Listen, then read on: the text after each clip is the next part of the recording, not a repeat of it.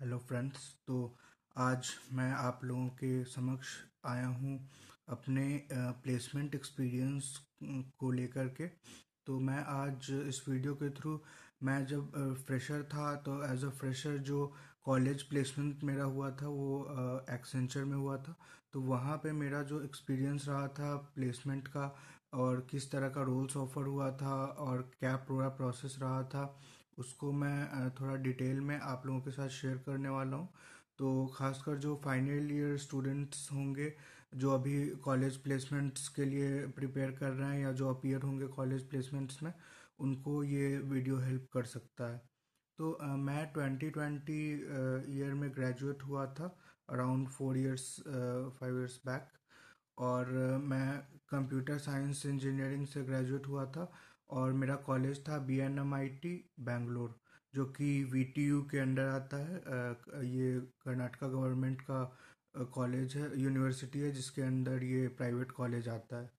तो जो placement process रहा वो हमारा कॉलेज में ही कंपनी आई थी, कॉलेज के ही थ्रू प्लेसमेंट हुआ था मेरा। तो इसमें ध्यान देने वाली बात यह है कि उस ईयर शायद से पहले बार एक्सेंचर और बाकी कंपनीज ने भी दो दो रोल्स निकालना शुरू किया था फ्रेशर्स के लिए। तो हमारे टाइम जो एक्सेंचर दो रोल लेके आई थी, एक एसोसिएट सॉफ्टवेयर इंजीनियर लेवल 2 या 12, और एक फुल स्टैक इंजीनियर लेवल 11 के लिए, जिसका जो पैकेज था फॉर फ्रेशर्स वो उनके वेबसाइट पे भी मेंशन्ड है। 4.5 LPA था for associate and 6.5 LPA CTC था for full stack engineer level 11। और ये डिटेल मैं इसलिए बता पा रहा हूँ क्योंकि ये उनके वेबसाइट पे भी पब्लिकली अवेलेबल रहा है उस टाइम तक। अभी मैंने चेक नहीं किया है, बट हाँ, ये पब्लिक डोमेन में भी उनके द्वारा रहा है ये इंफॉर्मेशन। और अब आते हैं प्रोसेस क्या रहा प्लेसमेंट का। तो एक्चुअली हमारे टाइम जब प्लेसमेंट हुआ था तो वो ऑल्दो एक कॉलेज प्लेसमेंट ही था, ऑन कैंपस प्लेसमेंट था, बट वो ऐसा हुआ था कि वो एक ही साथ एक ही दिन वो लोग ऑल ओवर कर्नाटका को उन्होंने मतलब जोन्स वाइज डिवाइड कर दिया था। और एक जोन का प्लेसमेंट एक साथ हो रहा था, मतलब you are competing with the people of other colleges also, although you are attending a campus placement, but you are competing at the same time with the students of other colleges. Why? Because the placement, the entire process is happening at the same time all together, and the rankings and all the chartings are made at the same time, comparing the college students of entire college at once. तो ये चीज़ उन्होंने जो placement का presentation होता है उसमें भी उनके जो एक्सेंचर के रिप्रेजेंटेटिव्स आए थे उन्होंने ये बात बताया था कि ये प्रोसेस हमारा रहेगा। दूसरा, अब आते हैं कि किस तरह का क्या क्या प्रोसेसेस हुआ, किस तरह से चीज़ें हमारे टाइम पे चली। तो सबसे पहले जैसे जनरल हर कंपनीज का होता है, एक प्रेजेंटेशन हुआ एक दिन या 2 दिन पहले प्लेसमेंट के, जिसमें उन्होंने सारा प्रोसेस एक्सप्लेन किया कि ये हमारा प्रोसेस रहेगा। और वो काफ़ी अच्छा एक आप कह सकते हैं कि एक ओवरव्यू देते हैं अपने कंपनी के बारे में, काफ़ी कुछ बताते हैं। और मेरा ये कहना रहता है कि ये एक बहुत अच्छा आपके लिए अपॉर्चुनिटी रहता है जब कंपनी अपना प्रेजेंटेशन देती है स्टूडेंट्स के सामने, और कंपनी आपको अपॉर्चुनिटी देती है कि that you can ask any questions if you have. तो मैं ये कहूँगा कि अगर आप वाकई में इंटरेस्टेड हैं तो आप थोड़ा सा कंपनी पर रिसर्च करके जाइए, और जब आपको क्वेश्चन पूछने के लिए पूछा जाए तो आप कुछ क्वेश्चंस ज़रूर उनसे पूछिए। आप उनके बिजनेस से रिलेटेड क्वेश्चन पूछ सकते हैं, आप कुछ उनको ऐसा क्वेश्चन पूछ सकते हैं जिससे कि उनको एक हिंट जाए कि हाँ, आप कंपनी में इंटरेस्टेड हैं वाकई में, और आपको कंपनी का नॉलेज भी, कंपनी के बारे में आइडिया भी काफ़ी कुछ है। तो ये आपको एक आपको अपर एज ज़रूर देगा, और इससे आपको ओवरऑल प्रोसेस में भी हेल्प मिलेगा। आपके सिलेक्शन होने का चांसेस भी इससे इम्प्रूव होगा फॉर श्योर। तो ये एक पॉइंट रहा। तो इसके बाद जो हमारा राउंड शुरू हुआ, तो फर्स्ट राउंड हमारा था ऑनलाइन एग्जामिनेशन, जिसमें कि एक रिटन तो नहीं कह सकते, ये ऑनलाइन एग्ज़ाम था, कंप्यूटर पर एग्ज़ाम था, उसमें एक सेट ऑफ क्वेश्चंस था, जहाँ तक मुझे याद है अराउंड 100 या 120 के अराउंड क्वेश्चंस था, जिसको कि 1 मिनट पर क्वेश्चन के अराउंड टाइमिंग भी था, अराउंड 1 आवर 1.5 आवर का, जिसमें कि आपको वो कंप्लीट करना था। उसमें आपका एप्टीट्यूड का क्वेश्चन था, जो रीजनिंग, लॉजिकल रीजनिंग, पैटर्न्स, जो इस टाइप का क्वांटिटेटिव एनालिसिस, ये सब का क्वेश्चन रहता है, उस टाइप का था। और थोड़ा टेक्निकल क्वेश्चंस था। टेक्निकल में मैंने ये देखा कि M S word, excel, M S access, ये सब से भी क्वेश्चंस था। ऐसा नहीं है कि प्योरली वो कंप्यूटर साइंस से रिलेटेड क्वेश्चन था। थोड़ा सा मतलब कोर जो सी एस डोमेन है उससे हट करके जो एक्सेल का क्वेश्चन होता है, या जो आपका जनरल कंप्यूटर यूज़ करने का जो होता है, उन सब से भी क्वेश्चन था। तो एक तो ये बात रहा। उसके बाद जब प्रोसेस हमारा इस तरह का था कि रिटर्न राउंड होने के बाद एक कोडिंग राउंड भी आता था, और आपको ऑप्शन था, अगर आप फुल स्टैक रोल मतलब कि जो 6.5 LPA वाला है, उसके लिए आप ऑप्ट करना चाहते हैं तो आप कोडिंग राउंड दे सकते हैं, नहीं तो आप कोडिंग राउंड स्किप भी कर सकते हैं, सीधा इंटरव्यू के लिए प्रोसीड कर सकते हैं। और दूसरा ये था कि कोडिंग राउंड, हाँ शायद से मैं रिकॉल नहीं कर पा रहा हूँ, बट शायद से ऐसा था कि जो लोग रिटर्न राउंड क्लियर करते थे वही कोडिंग राउंड केवल दे सकते थे। अगर आपका रिटर्न राउंड क्वालिफाई नहीं हुआ तो वहीं पे आपको बता दिया जाता था कि आपका रिटर्न क्वालिफाई नहीं हुआ, और आप फिर इंटरव्यू के लिए भी आप एलिजिबल नहीं थे। तो इस तरह का था। तो मैंने रिटर्न दिया, उसके बाद कोडिंग का क्वेश्चन आया, और कोडिंग क्वेश्चन अराउंड मुझे लगता है 1 आवर हमारे पास टाइम था, और 2 क्वेश्चन था हमारे पास करने के लिए। एक क्वेश्चन मुझे उसमें से याद है, लीप ईयर वाला क्वेश्चन था, कि calculate if it is a leap year और नॉट, उसका कोडिंग करना था। और उसमें ग्रिगोरियन कैलेंडर का जो लॉजिक होता है कि डिवाइडेड बाय 400, वो लॉजिक इम्पॉर्टेंट रहता है, नॉट डिवाइडेड बाय 100, इस तरह से एक लॉजिक रहता है लीप ईयर कैलकुलेट करने का। तो वो लॉजिक एक्चुअल में बहुत सारे स्टूडेंट्स मिस कर गए। वो सीधा डिवाइड बाय 4 का लॉजिक लिख दिया, और वहाँ पे उनका गड़बड़ हो गया। और मुझे ये चीज़ याद था, मैंने ये फर्स्ट ईयर में पढ़ा था, तो मैंने वो चीज़ अप्लाई किया वहाँ पे। और इसके अलावा एक और क्वेश्चन था जो मुझे एग्जैक्टली याद नहीं है कोडिंग का क्वेश्चन क्या था, बट वो somewhere it was related to permutations and combination, जो हम 11th 12th में पूछते हैं, पढ़ते हैं। और वो भी लगभग लगभग इजी लेवल का ही था, मीडियम टू इजी आप कह सकते हैं, वो कोई ज़्यादा डिफ़िकल्ट नहीं था। तो ये 2 क्वेश्चन आया था। और मैं समझता हूँ कि अगर आप फर्स्ट ईयर में जो हमें सी प्रोग्रामिंग लैब का जो ये सब्जेक्ट रहता है, उसमें जो बेसिक्स प्रोग्राम हमें सिखाया जाता है, या even second year computer science में जो थोड़ा बहुत डेटा स्ट्रक्चर्स एल्गोरिदम में जो बेसिक प्रोग्राम सिखाया जाता है, उतना भी अगर कोई कर लेता है सही तरीके से, तो मुझे लगता है कि वो लेवल क्लियर हो जाएगा इजीली, कोडिंग राउंड। तो कोडिंग कंप्लीट होने के बाद हमारा अगला राउंड था इंटरव्यू, और ये फाइनल राउंड था।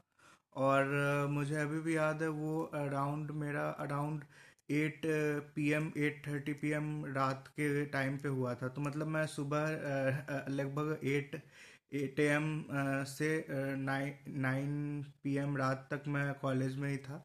और दिन भर मैं वेट किया हॉल में, और करते करते सबसे लास्ट नंबर मेरा आया था। मैं अराउंड सबसे लास्ट बैच में था। और वो जो इंटरव्यू था हमारे टाइम पे, वो एक ग्रुप इंटरव्यू था बेसिकली, तो उसमें एक साथ 3 या 4 लोगों को क्लब करके वो लोग ले रहे थे इंटरव्यू, और चारों दो इंटरव्यूअर थे, और वो दो इंटरव्यूअर सबसे क्वेश्चन पूछते थे। तो हमारा इंटरव्यू जो रहा था, उसमें मैं था, और मैं कंप्यूटर साइंस ब्रांच से, जैसा कि मैंने बताया कि मैं रहा। और मेरे साथ एक और मेरी क्लासमेट थी जो कंप्यूटर साइंस की थी, और 2 और स्टूडेंट्स थे जो कि दूसरे ब्रांच से थे, शायद से वो इलेक्ट्रॉनिक्स एंड कम्युनिकेशन या नॉन सी एस बैकग्राउंड के थे, non C S I T के।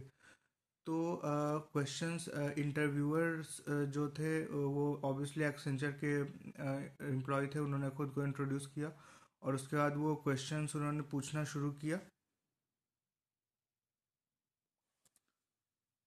तो इंटरव्यू में जैसा कि मैंने बताया कि 4 स्टूडेंट्स थे, और उसमें मैं भी एक था।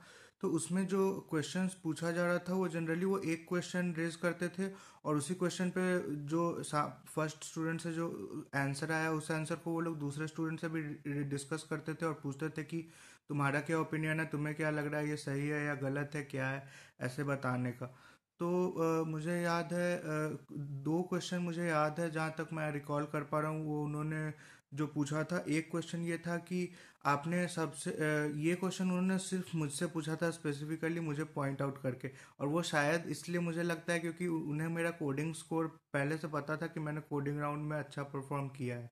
तो उन्होंने ये क्वेश्चन सिर्फ मुझसे पूछा था और बिल्कुल लास्ट में पूछा था कि what is the most complicated thing that you have worked on, means most complex thing और समथिंग लाइक दैट। तो इसमें मैंने उन्हें अपने इंटर्नशिप के टाइम पे मैंने एक टिक टैक टू गेम बनाया था, और उस गेम का पूरा बैकएंड लॉजिक मैंने लिखा था पाइथन में। और उस गेम के साथ साथ मैंने उसका एक बॉट भी बनाया था, जो बॉट मतलब ह्यूमन के अगेंस्ट खेल सकता है। और उस बॉट को बनाने के लिए मतलब मैंने जो लॉजिक लिखा था, एक्चुअली वो एल्गोरिदम मैंने खुद से डिज़ाइन किया था। मैं ये मेरा क्लेम नहीं है कि वो एग्जिस्ट नहीं करता एल्गोरिदम, वो एग्जिस्ट करता होगा, बट वो जो एल्गोरिदम लिखा था वो मैंने खुद से डिज़ाइन करके लिखा था, खुद से इमेजिन करके लिखा था। और वो बॉट काफ़ी अच्छा खेलता भी था ह्यूमंस के अगेंस्ट, मैक्सिमम केसेस में वो ह्यूमंस को हरा देता था। तो वो मैंने जो लॉजिक लिखा था उसके लिए गेम थ्योरी का स्ट्रेटजी लगा करके, pure strategy, mix strategy, optimal strategy, वो सब मैंने उनको थोड़ा एक्सप्लेन किया कि वो मेरा one of the best thing है जो मैंने बनाया। उसके अलावा मैंने एक और बताया कि मैं एक माइंड स्वीपर गेम भी बनाया था इंटर्नशिप के टाइम पे, जो जिसका मैंने यूआई बनाया था, टीके इंटर पाइथन का लाइब्रेरी है, उसको यूज़ करके बटन्स वगैरह होता है, जीयूआई का लाइब्रेरी है, ग्राफिक यूज़र इंटरफेस का। और उसका जो बैक एंड लॉजिक था वो मैंने रिकर्सन से लिखा था। तो वो काफ़ी अच्छा लॉजिक था जो रिकर्शन लगा करके मैंने लिखा था कि एक बटन पे आप क्लिक करते हैं तो रिकर्सिवली उसका जितना नेबरहुड वाला ब्लॉक्स है वो ओपन अप हो जाता है। तो वो एक काफ़ी अच्छा लॉजिक मैंने लिखा था। तो मैंने बताया कि ये मेरे हिसाब से काफ़ी एक चैलेंजिंग चीज़ था जो मैंने खुद से किया। और इसके अलावा और मैं जहाँ तक रिकॉल कर पा रहा हूँ, उन्होंने एक क्वेश्चन और पूछा था सभी से कि आपको कौन सा ऐसा टेक्नोलॉजी लगता है जो कि आज के डेट में सबसे इम्पोर्टेंट है, या आज के डेट में सबसे ज़्यादा इम्पैक्ट क्रिएट कर सकता है आईटी से रिलेटेड जो है। तो उसमें मुझे याद है एक स्टूडेंट जो कंप्यूटर साइंस बैकग्राउंड की थी, तो चूंकि रोल का नाम था फुल स्टैक इंजीनियर जो 6.5 एलपीए का था, तो उसने उन्होंने कि ये बोला कि फुल स्टैक इंजीनियरिंग सबसे अच्छा है, फुल स्टैक इंजीनियर बहुत इंपॉर्टेंट है, वो उसके अकॉर्डिंगली आंसर देने लगी। और उसके बाद दूसरे जो स्टूडेंट्स थे वो इलेक्ट्रॉनिक्स एंड कम्युनिकेशन के थे।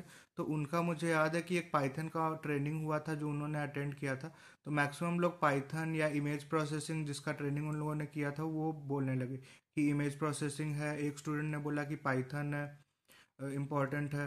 तो फिर लास्ट में वो क्वेश्चन मेरे पे आया कि आपको क्या लगता है। तो फिर मैंने इसी बीच मुझे थोड़ा सा क्योंकि टाइम मिल गया था सोचने का, तो मैंने ये सोचा कि भाई मुझे ऐसा आंसर देना है जो मैं बाकी लोगों को थोड़ा मतलब आउटसाइन कर दूं, थोड़ा ओवर रूल कर दूं अपने आंसर से। तो मैंने बोला कि ये जितना भी टेक्नोलॉजी यहाँ पे डिस्कस किया गया है, जैसे फुल स्टैक हो गया या इमेज प्रोसेसिंग हो गया या इवन पाइथन ही है जो हाईली कंप्यूटेशनल लैंग्वेज है जिसका कंप्यूटेशनल पावर काफ़ी ज़्यादा है। तो इन सारे सिस्टम्स को रन करने के लिए हमें बहुत इफ़ेक्टिव और इफ़िशियंट कंप्यूटर्स का ज़रूरत होता है जिसका प्रोसेसिंग पावर काफ़ी अच्छा हो और जिसका कंप्यूटेशनल पावर काफ़ी अच्छा हो। और वो मुझे लगता है कि हम क्वांटम कंप्यूटर्स के थ्रू अचीव कर सकते हैं। तो क्वांटम कंप्यूटर्स मेरे हिसाब से काफ़ी ज़्यादा इम्पैक्टफुल रहेगा। तो ये मेरा एक आंसर रहा था। और इस पे उन्होंने फीडबैक भी एक दिया था कि जैसे उन्होंने कहा था कि हमारे कंपनी में जनरली इतना हम लोग जो जिस तरह का काम होते हुए देखे हैं, सबसे ज़्यादा हम लोग मेन फ्रेम वगैरह और इस टाइप के जो लिगेसी टेक्नोलॉजीज हैं इस पर हमने अभी भी ज़्यादा काम होते हुए हम देख रहे हैं अपने कंपनी में।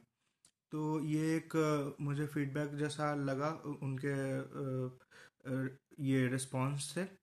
और इसके अलावा उन्होंने एक बात और पूछा था, ये थोड़ा एचआर रिलेटेड क्वेश्चन था जो उन्होंने ही पूछा था कि अगर आपसे एक मिस्टेक हो जाता है कोई बहुत बड़ा क्लाइंट के काम को लेकर के, तो आपको अगर क्लाइंट को जवाब देना है, मीटिंग में रिस्पॉन्ड करना है, तो आप कैसे रिस्पॉन्ड करोगे?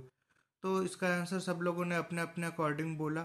मैंने भी अपने अकॉर्डिंग आंसर दिया कि I will explain them that this, I won't repeat this again और समथिंग लाइक दैट, जो होता है था मिला जुला आंसर हमने दिया। तो उसके लिए उन्होंने जब रिप्लाई किया तो उन्होंने बोला कि देखो, सब सही है, बट सबसे पहले first of all you have to say I am sorry. ये चीज़ बहुत ज़रूरी है कॉरपोरेट में कि आपको सॉरी बोलना है और अपना गलती एक्सेप्ट करना है। आई एम सॉरी से स्टार्ट करना है, ये बहुत ज़रूरी है बोलना। तो हम्बलनेस रहना चाहिए। तो ये मतलब एक तरह का मेरा पहला कॉरपोरेट लेसन भी था, जो एक मुझे मिला कॉरपोरेट के ही एक आदमी व्यक्ति से। तो मोर और लेस यही एक्सपीरियंस रहा। इसके बाद फिर एक आध हफ्ते बाद इसका रिज़ल्ट आया और फिर मेरा लकीली सिलेक्शन हुआ। तो यही मेरा कुछ एक्सपीरियंस रहा एक्सेंचर के ऑन कैंपस प्लेसमेंट में। अगर आपका कोई क्वेश्चन हो इसके रिगार्डिंग तो आप डेफिनेटली कमेंट बॉक्स में पूछ सकते हैं, मैं कोशिश करूँगा रिप्लाई करने का। तो अगर आपका कोई डिफरेंट ओपिनियन हो या और कुछ क्वेरीज हो तो उसे भी आप ज़रूर कमेंट बॉक्स में डालिए। और वीडियो को लाइक कीजिए, सब्सक्राइब कीजिए हमारे चैनल को, और इस वीडियो को ज़्यादा से ज़्यादा लोगों तक शेयर कीजिए ताकि उनका भी इस वीडियो से कुछ बेनिफिट हो पाए। Thank you.